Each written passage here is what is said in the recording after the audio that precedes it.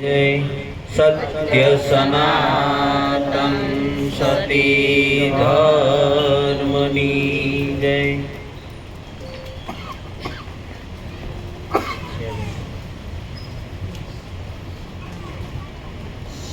रहे नहीं राय जो गड़ी जाय सत्संग जीवन का फल सो। घड़ी पल की खबर नहीं करे कल की बात। जीव माथे जमड़ा परे तेतर माथे बात। આવ્યો પણ જાણ્યો નહીં માનવ તનનો મરમ। શેર લોટને કારણે કોટી બાંધ્યા કરમ। નિજ સ્વરૂપ જાણ્યા વિના પામ્યો દુઃખ અનંત। સમજાવ્યું તે શરણે નમો સદગુરુ શ્રી ભગવન સદગુરુ મહારાજની જય। પ્રભુ પ્રેમી આત્માઓ, આજ રોજ કાંતાબેન પોતાના 5 તત્વના નશ્વર દેહને છોડી અને પરમાત્મા સ્વરૂપમાં વિલય થયા। એ નિમિત્તે આપણને ભજન કરવાનો અવસર મળ્યો। આ 5 તત્વનો દેહ છે, 5 તત્વોમાં વિલય થયો। આત્મા ગતિ કરતો નથી, આત્મા અજર અમર અને અવિનાશી છે। 5 તત્વોમાં મળી ગયા, પોતે પોતાના મૂળ સ્વરૂપમાં સમાયા। એટલે આપણે શું કહીએ કે પોતાના સ્વરૂપમાં સમાયા, એવો આપણે શબ્દ વાપરીએ છીએ। તો પોતાનું સ્વરૂપ કેવું છે? જ્યાં સુધી પોતાના સ્વરૂપને આપણે જાણતા નથી ત્યાં સુધી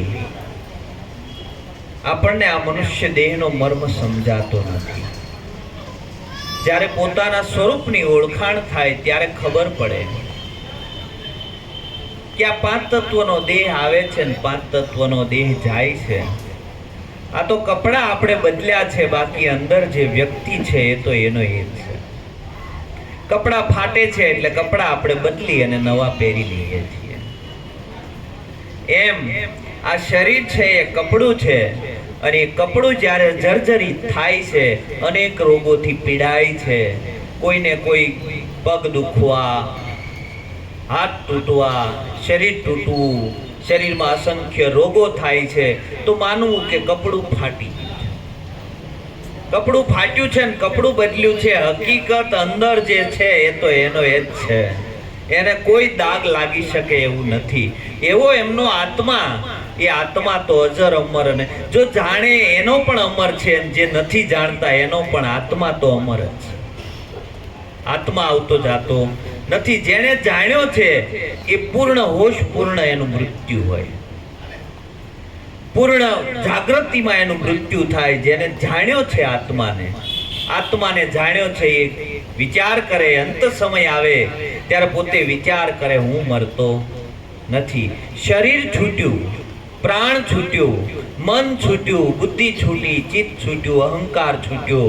આ બધું છૂટે છે। આ બધાને જોવા વાળો તો અજર અમર અને અવિનાશી છે। પણ જેણે પોતાના આત્માને જાણ્યો છે એ આ ગતિને કેળવી શકે। કારણ કે સંતોએ કીધું કે ભાઈ ભૂખ અને તરસ એ તો આ દેહનો ધર્મ છે, બરોબર છે. જન્મવું અને મરવું એ આ દેહનો ગુણ, પ્રાણનો ગુણધર્મ છે. સુખ અને દુઃખ એ મનનો ગુણધર્મ છે. તમારી અંદર આપણે વિચાર કરીએ કે ભાઈ હું ખાઉં છું, આપણે ખાઈ છીએ, પીએ છીએ, પણ એ તો દેહની જરૂરિયાત છે, દેહનો ધર્મ છે. તમે મહેનત વાળું કામ કર્યું હોય તો ભૂખ વધારે લાગે, તમે ઓછી મહેનત કરી હોય તો ઓછું લાગે. તમારે જોતું હોય તો જેટલું જોતું હોય એટલું જ જોવે, તમારે નથી જોતું, શરીરને જોવે છે. તમે તડકામાં જઈને ઊભા હો તો પાણી વધારે પીવું પડે, પણ ટાઢા છાંયે બેઠા હોય તો એટલા પાણીની જરૂર ન પડે. એની ઉપરથી આપણને ખબર પડે કે આ શરીર, આ પાણી અને જે કઈ ખોરાક છે એની જરૂર શરીરને છે, તમારે નથી. પછી સુખ અને દુઃખ થાય છે આપણને. તો સુખ અને દુઃખ થાય છે એ આપણા મનના કારણે થાય છે. આ મનના કારણે આપણું સુખ અને દુઃખ એનું કારણ છે. આ શરીરની અંદર આપણને મન છે અને મનની અંદર સારા વિચારો, ખરાબ વિચારો, આ બધું વિચારોની ઘટમાળ હાલે છે. એમાં આપણું ધાર્યું થાય તો આપણે સુખી સુખી થાય છીએ, અને આપણું ધાર્યું ન થાય તો આપણે દુઃખી દુઃખી થાય છીએ. તો એના ઉપરથી તો એ નક્કી છે કે આ મન આપણને સુખી દુઃખી કરે છે, તમે સુખી દુઃખી થતા નથી. તમારે કોઈ સુખ પણ નથી, તમારે દુઃખ પણ નથી, તમારે હરખ પણ નથી, તમારે શોક પણ નથી. આ જે મૃત્યુ થાય છે ને, દેહ પડી જાય છે, તો એનો આપણને મોહ રોવડાવે છે, એના પ્રત્યેની આપણી આસક્તિ આપણને રોવડાવે છે. સંતોએ તો કીધું, મરનારાને તમે શું રોવો, નથી રોનારો રે નાર, જન્મા એટલા જીવે નહીં. આ રોનારોય નથી રહેવાનો અને જાશે એની જણનાર. મરનારાને તમે શું રોવો, નથી રોનારા રહેનાર. કારણ કે આ પાંચ તત્વોનું પુગદળ આવ્યું છે. જે આવ્યું છે એ જવાનું છે, જે આવ્યું નથી એ જવાનું નથી. તમારું સ્વરૂપ છે એ શાશ્વત સ્વરૂપ છે અને નિત્ય છે, અનિત્ય નથી. અનિત્ય છે એ આ શરીર છે, નિત્ય આત્મા છે. આ શરીર છૂટ્યું છે અને આપણને જે રોવડાવે છે એના પ્રત્યેનો આપણને મોહ રોવડાવે છે, એના પ્રત્યેની આસક્તિ રોવડાવે છે. અમુક ઉંમરે મૃત્યુ થાય તો એટલું આપણને દુઃખ ન થાય, અમુક ઉંમરે મૃત્યુ થાય એટલે આપણને દુઃખ થાય. એની પાછળનું કારણ એક જ છે કે આપણી જરૂરિયાતો એના તરફથી ઘટી ગઈ હતી. એકનો એક રળવા વાળો દીકરો હોય, જો દેહ છોડી દે તો એનું આપણને દુઃખ વધારે થાય, કારણ કે એની આપણે હજી જરૂરિયાત હતી. આ તો આપણે સ્વાર્થના કારણે રોઈએ છીએ. સ્વાર્થ જ્યારે પૂરો થઈ જાય છે પછી કોઈને રોણું આવતું નથી. એટલે બહુ વિચારવાનું આપણે જીવનની અંદર કે ભાઈ પ્રત્યેક જીવ આ જગતની અંદર આવે છે અને જાય છે, એ આપણને બોધપાઠ આપે છે. એક દિવસ આપણે પણ જવાના છીએ, તો આપણે આપણા મૃત્યુને યાદ રાખશું, આપણા મૃત્યુને હર હંમેશ આપણી નજરની સામે રાખશું, તો આપણને ખબર પડશે આપણે અમરપટો લઈને આવ્યા નથી.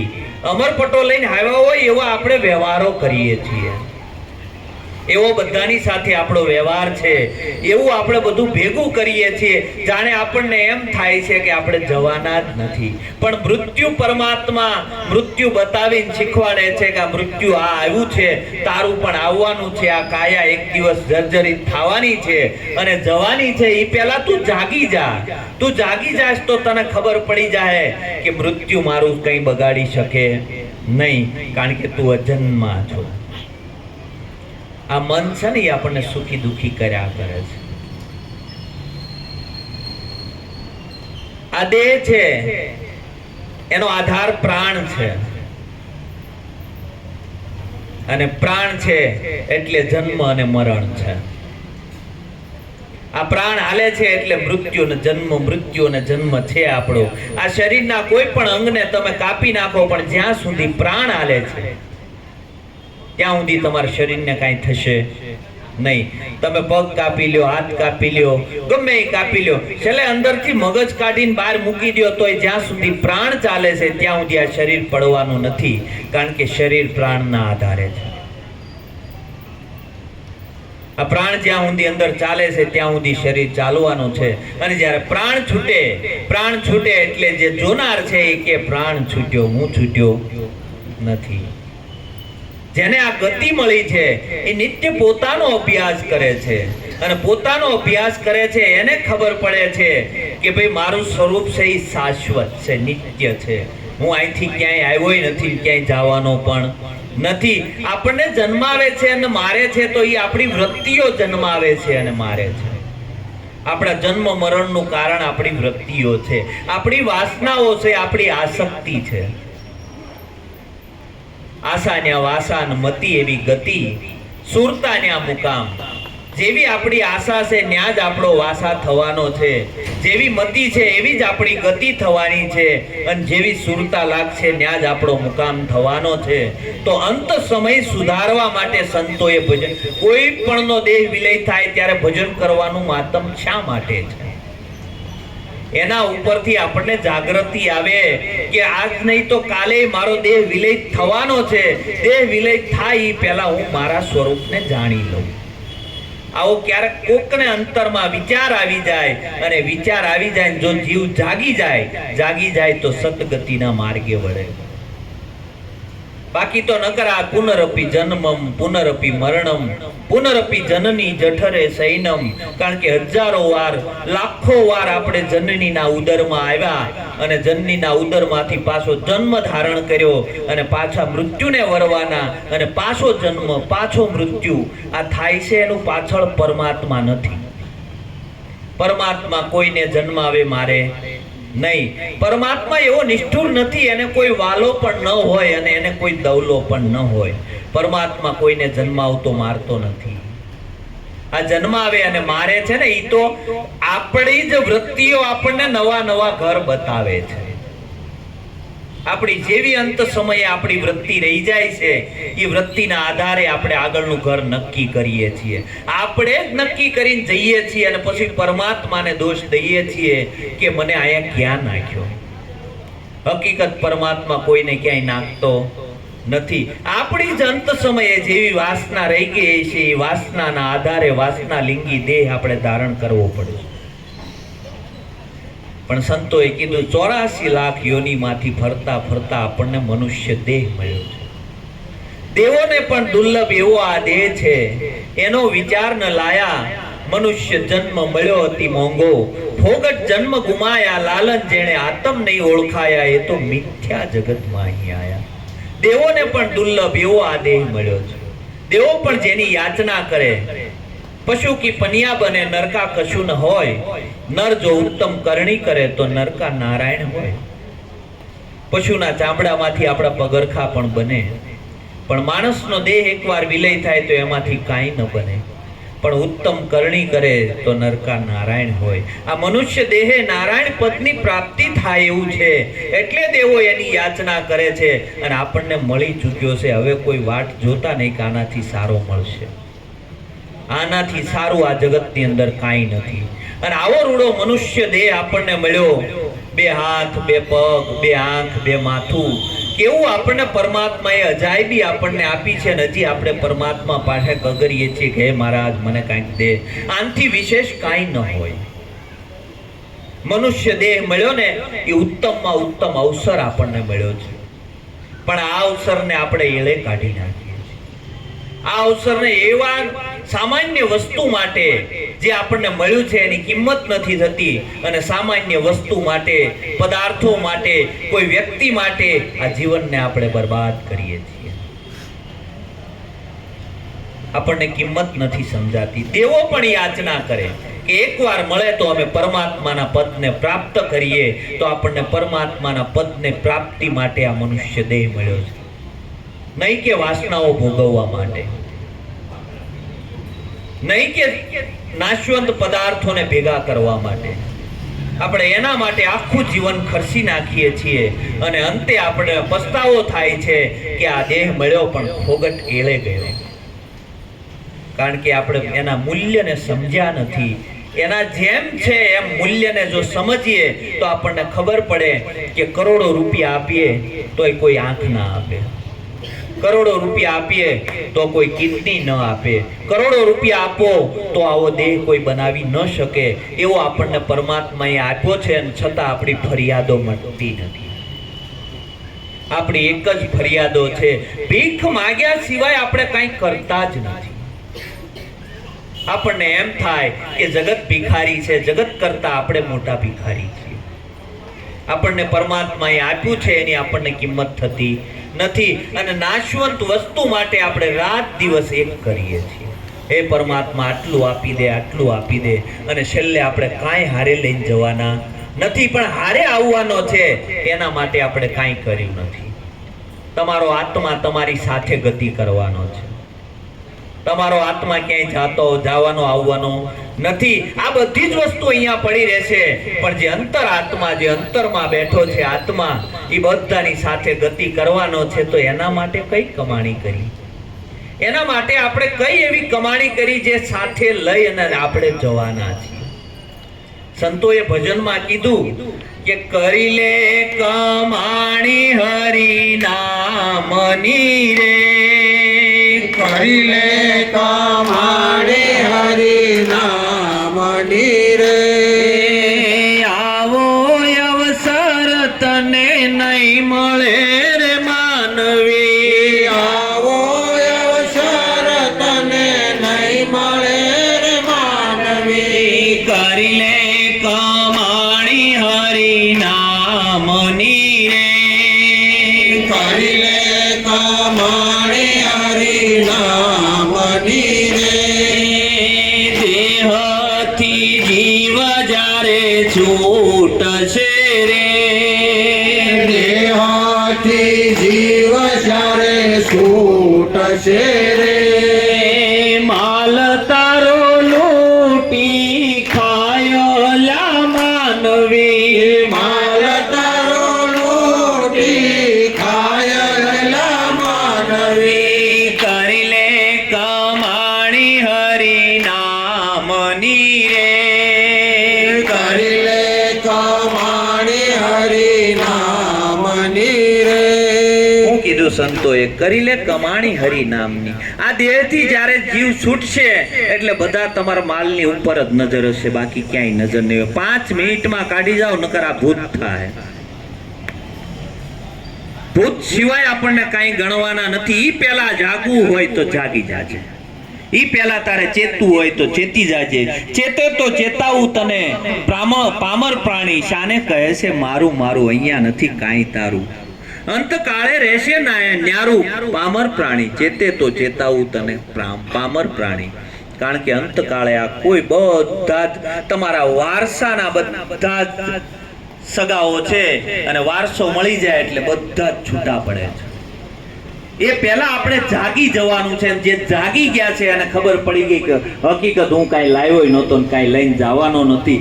આ તો પરમાત્માની ધર્મશાળામાં ઉતર્યો છું, અને પરમાત્માની ધર્મશાળામાં પરમાત્માનું કામ કરું છું. મારાથી કાંઈ થઈ શકે એમ પણ નથી.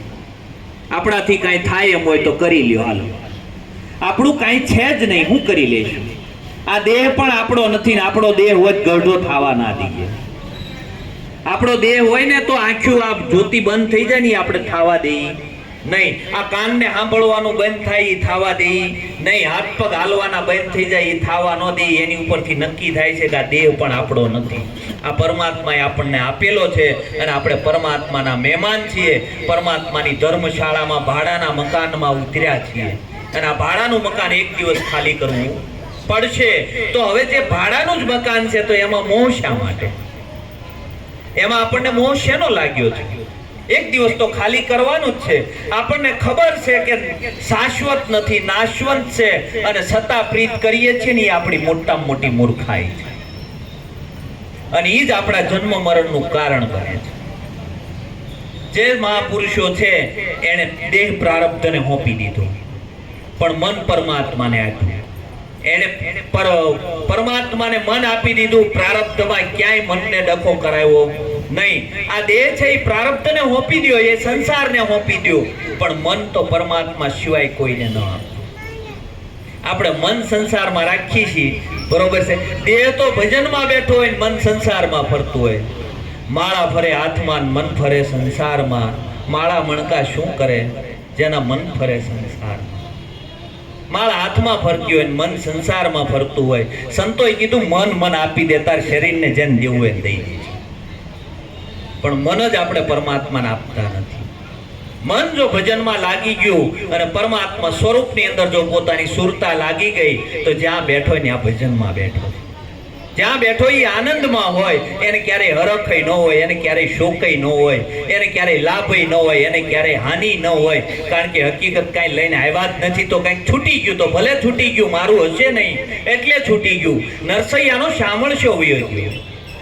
એટલે નરસૈયો કડતાલ લઈ અને ભજન બોલે, બરોબર, કેદારો ગાય અને પરમાત્મા સાથે એક તાર સાધે અને ભજનની લહેર બોલાવે. ગામ લોકો કે એ નાગરીનાથ કે એ નરસૈયા કેવો માણા છો, એકનો એક દીકરો વયો ગયો અને તું અહીંયા બેઠો બેઠો ભજન બોલે.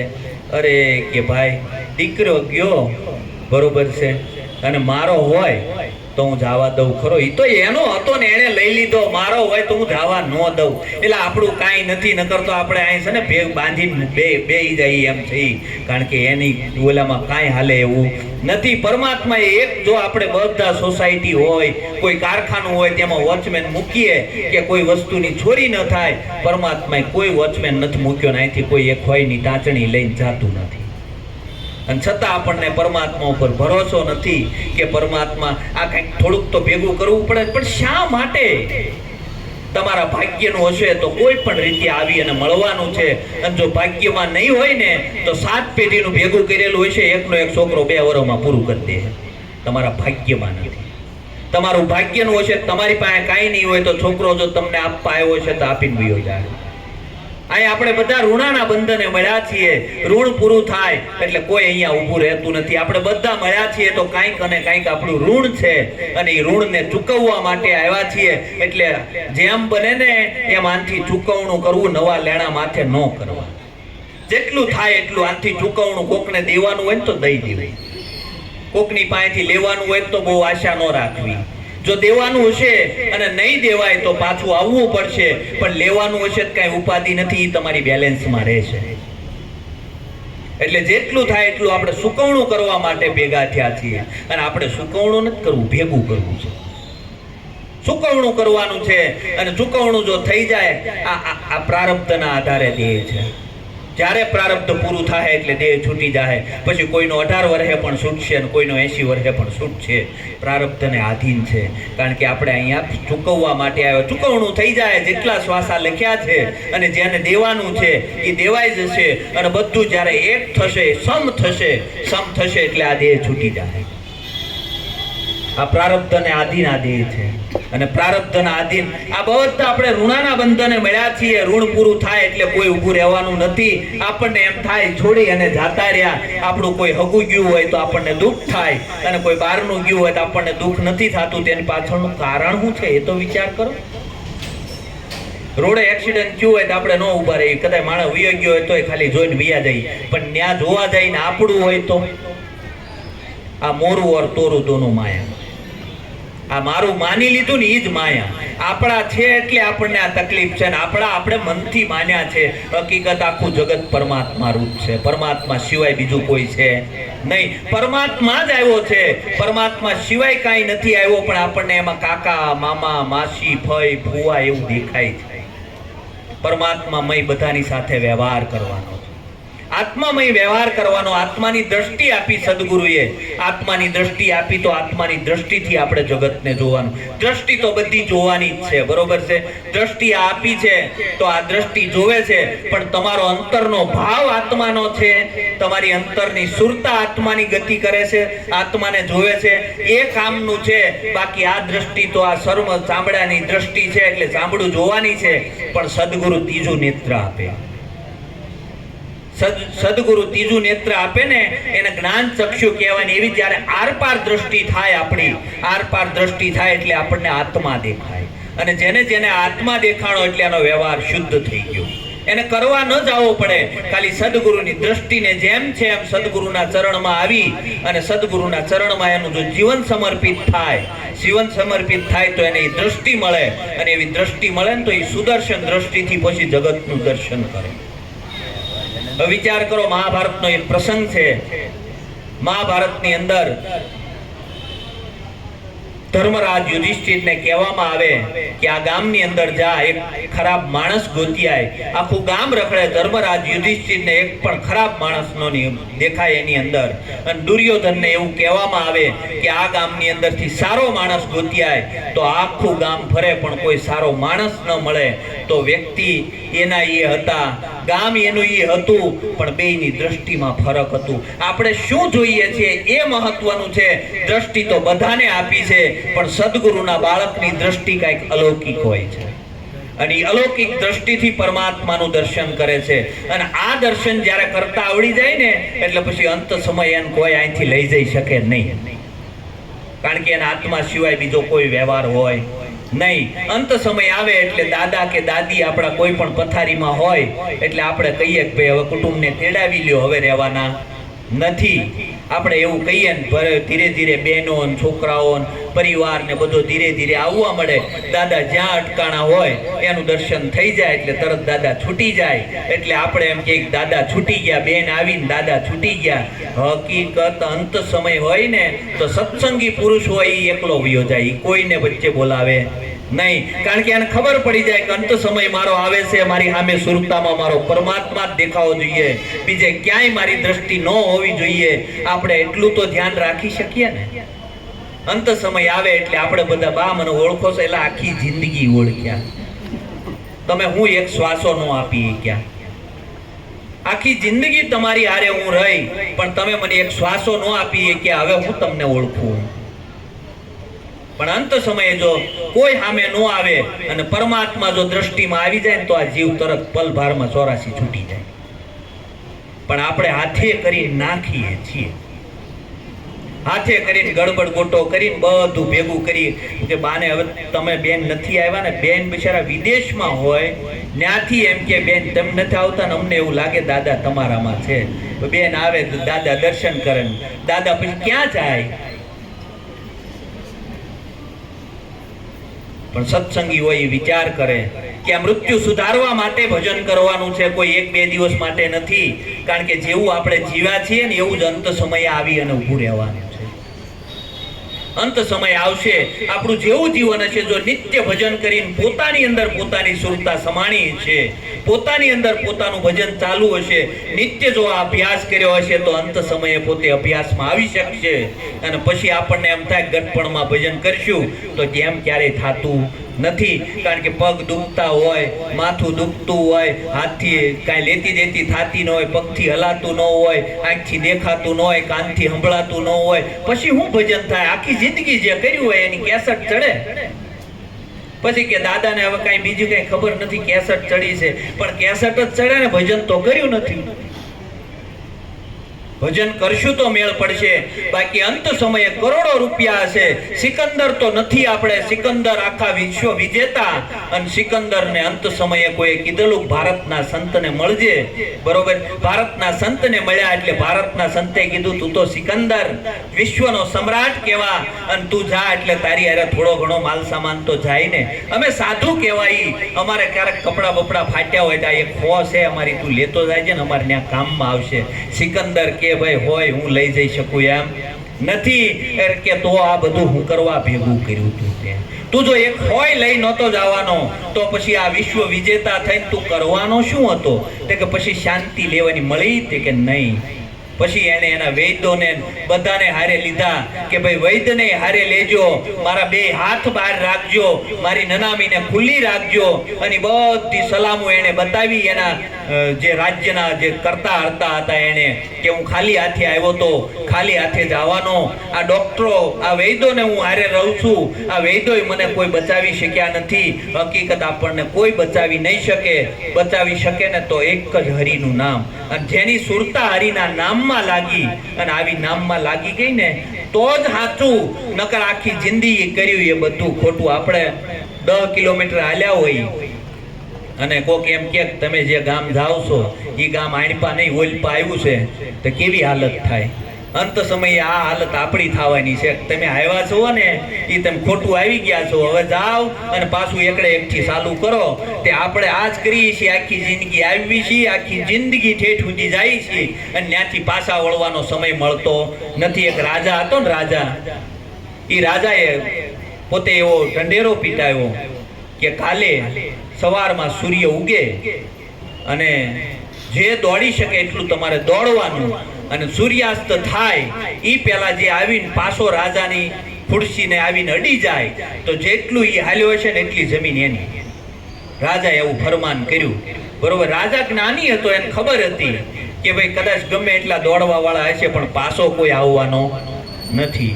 એટલે બધાએ સવારમાં 4 વાગ્યામાં તૈયાર થઈને રાજાને ત્યાં વહી ગયા અને રાજાને ત્યાંથી દોડ લગાવી. કોક 10 કિલોમીટર હાલ્યું, કોઈ 20 કિલોમીટર હાલ્યું. એ કે હજી થોડોક હાલી જાઓ, હજી થોડોક હાલી જાઓ, અને પછી પાછો વળી સૂર્યાસ્ત થાય એ પહેલા તો હું પાછો વળી જાય. અને દોડવામાં બપોર પછી રોંઢો થઈ ગયો. 4 વાગી ગયા ને ખબર ન રહી. 4 વાગ્યે પાછા વળ્યા, અડધે આવ્યા ત્યાં ઘણા ખરા ખલાસ થઈ ગયા, કોઈ પાછો આવ્યો નહીં. આ કઈ રાજાની કહાની નથી, આપણી જ કહાની છે.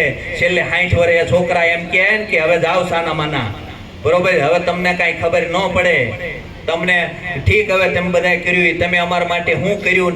આવા જ્યારે શબ્દો સાંભળીને તેની પાછા વળવાની તૈયારી કરી, ત્યાં ખબર પડી જાય કે હવે પાછું વળાય એવું છે નહીં. આ રાજાની કહાની નથી, આપણી જ કહાની છે. જેણે પોતાના મૃત્યુને યાદ કર્યો, અને મૃત્યુને હંમેશ માટે યાદ રાખવો. મૃત્યુને યાદ રાખશો ને તો ક્યારેય ખોટું કામ નહીં થાય. આ ખોટું કામ, સંતોને ખોટું કામ નથી થતું ને એનું કારણ છે એ મૃત્યુને હાથમાં રાખીને જીવે છે, મૃત્યુને સામે રાખીને જીવે છે. મહારાષ્ટ્રમાં સંત થઈ ગયા એકનાથ. અરે એ સંત નહીં, ત્યાં એક ભાઈ આવ્યો અને ભાઈ આવીને કે બાપજી તમે આ બહારથી તો બહુ સત્સંગી દેખાવ છો, તમે ભગવાનનું સ્વરૂપ બહારથી દેખાવ છો, તમે બહારથી તો સાક્ષાત પરમાત્મા દેખાવ છો, તમારું આવું બાહ્ય જીવન છે તો તમારું અંતરનું જીવન આવું જ છે. અંતરમાં તમે આવા જ છો? તમારા અંતરમાંથી કાંઈ પાપ બાપ ઉઠે છે? તમારા અંતરના વિચારો કાંઈ ખરાબ ઉઠે છે?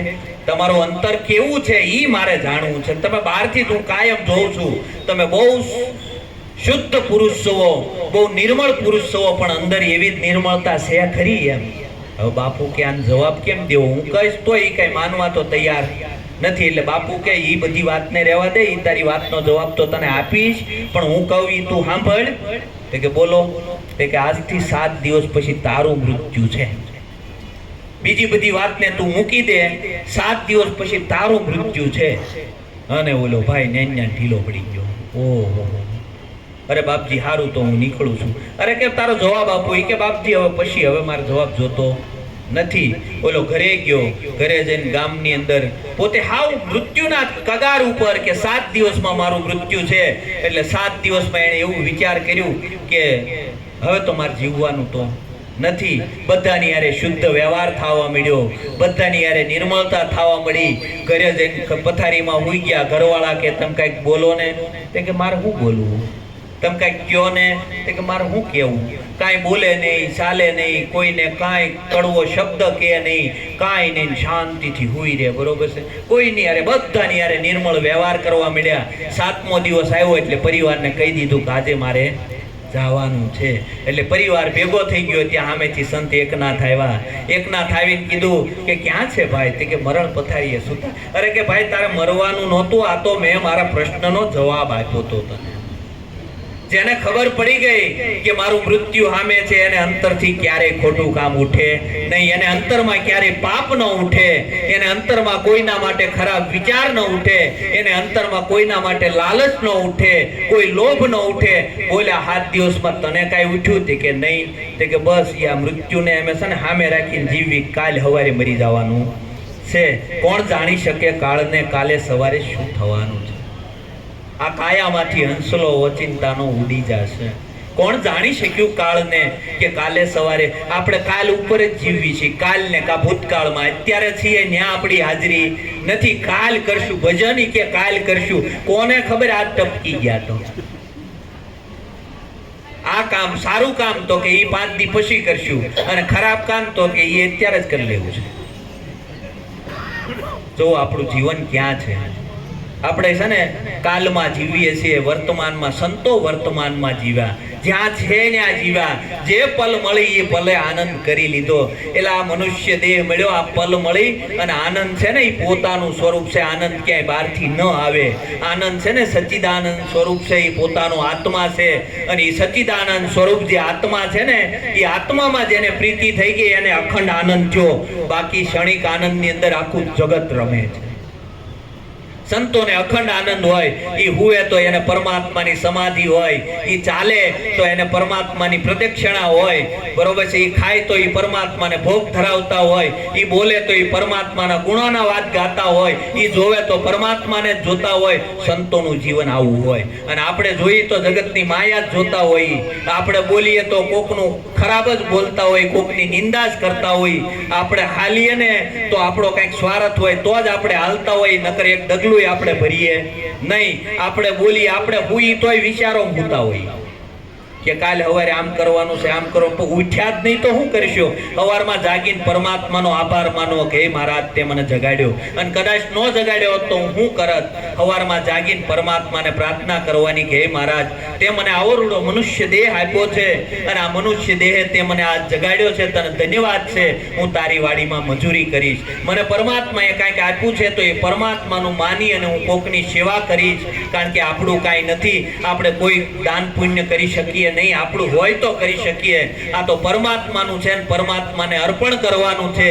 કોઈ નાનો માણસ હોય એને મદદ કરી હોય તો એવું માનવું કે મેં પરમાત્માને મદદ કરી છે અને પરમાત્માનું હતું ને પરમાત્માને આપ્યું છે, આમાં મારું કાંઈ નથી. જો આવો અકર્તા ભાવ આવી જશે જીવનની અંદર તો આપણે જ્યાં બેઠા ને ત્યાં આપણું જીવન મુક્ત છે.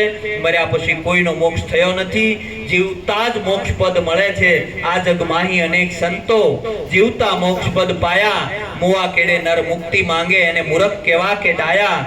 લાલન જેણે આતમ નહીં ઓળખાયા એ તો મિથ્યા જગત માહી આયા. કારણ જીવતા મોક્ષ પદની મોજ માણી શકાય એવું છે. તમે ક્યાંય ન બંધાવ એટલે તમે મુક્ત જ છો. અને આવું મુક્ત પંછી આપણને સદગુરુએ બનાવ્યું છે. મર્યા પછી કોઈની ટપાલ આવવાની નથી, કોઈની આવી પણ નથી. કારણ કે સુખદેવને પરીક્ષિતનો મોક્ષ કર્યો તો ત્યાર પછી ભાગવતની અંદર બીજું નામ ન આવ્યું, બીજા કોઈનો મોક્ષ થયો. બરોબર છે. ખાલી એક પરીક્ષિતનું જ નામ આવ્યું, બીજા કોઈનું પછી આવ્યું નથી, કોઈની ટપાલ પણ આવી નથી. અત્યારે તમે મુક્ત જ છો. આ 2 કલાક તમે અહીંયા બેઠા છો, 2 કલાક તમારી અંદર કોઈ વાસના નહીં ઉઠી હોય. આ 2 કલાક તમારી અંદર કોઈ એવો વિચાર નહીં ઉઠ્યો હોય, કારણ કે તમે વર્તમાનમાં હાજર હતા. એટલે સંતોએ ખૂબ કીધું ભજન કર, ભજન કર, સત્સંગ કર. સત્સંગમાં જાશ ને તો એ 2 કલાક તારી લેખે જાહે. ગંગામાએ જેમ કીધું એમ 21,600 શ્વાસા હાલે છે. તો આજે 2 કલાક છે, એ 2 કલાકના જે શ્વાસા છે એ પરમાત્માના રૂપમાં ભર્યા, પોતાના ખાતામાં જમા થયા. બાકી કોઈ પણના વિચારની અંદર, કોઈની નિંદાની અંદર, કામની અંદર, ક્રોધની અંદર, લોભની અંદર, મોહની અંદર, એમાં જેટલા શ્વાસા આપણે ગયા છે ને એ બધા કાળના મુખમાં જવાના છે. એટલે આ શ્વાસાનું ભજન કરી અને શ્વાસાનું દાન સદગુરુને આપી અને શ્વાસે શ્વાસે પરમાત્માનું સ્મરણ કરી લીધા જેવું છે. સદગુરુ મહારાજ